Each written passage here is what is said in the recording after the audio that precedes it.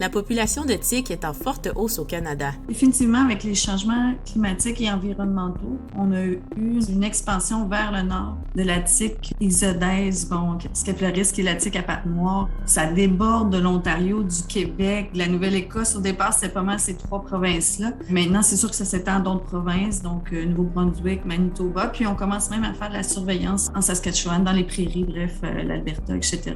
Au Québec, 650 cas de maladie de Lyme contractés dans la province ont été recensés en 2021. C'est plus du double de l'année précédente. La Montérégie et l'Estrie sont les régions les plus affectées. En Estrie, en 2021, quand on a compilé nos données, il y a eu 387 cas déclarés. C'était le double de ce qu'on avait eu en 2020. La prolifération de tiques risque de se poursuivre dans les années à venir. Leur période d'activité a augmenté. Pour la plupart du temps, ça dépend toujours de notre région géographique. Mais si je vous donne l'exemple de moi, Montérégie, parfois mi-mars, dès la mi-mars, elle commence à être active. On n'a plus de couvert neigeux dans nos forêts à ce moment-là. Il fait plus de 4 degrés, donc ça se réactive tout doucement dans nos forêts et jusqu'à parfois décembre.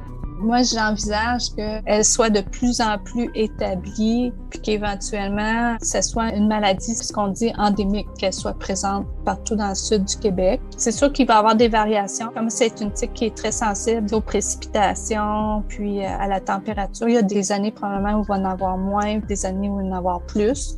Sans antibiotiques, la maladie de Lyme peut affecter les articulations, le système nerveux et même le cœur dans les semaines suivant la piqûre de la tique. Rebecca Salomon, Météo Média, Montréal.